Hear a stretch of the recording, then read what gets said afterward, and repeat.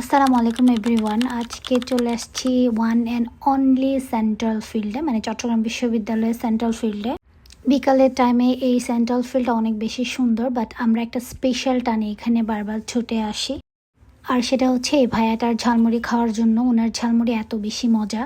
উনি বিশ্ববিদ্যালয়ের স্টুডেন্ট, সম্ভবত 20-21 সেশনে একজন স্টুডেন্ট। তো ওনার ঝালমুড়িটা একেবারে স্পেশাল। উনি আসতে আজকে একটু লেট করছে, সেজন্য আমরা পাশের যে ভাইয়াটা ছিল ওনার থেকে ঝালমুড়ি খাইছি। ওনার ঝালমুড়িও মজা। পাশে আনারসের ভর্তা ছিল, সেটা অনেক বেশি মজার ছিল।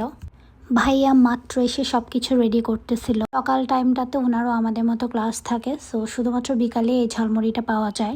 যেহেতু উনি মাত্র আসছে, আমার বন্ধুকে আমি বললাম তুইও ওনাকে একটু হেল্প কর, তো ও হেল্প করতেছিল।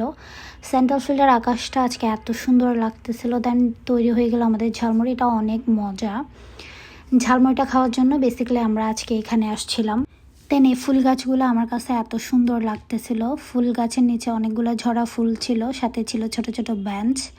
দেন এখানে এসে আইসক্রিম খাচ্ছিলাম।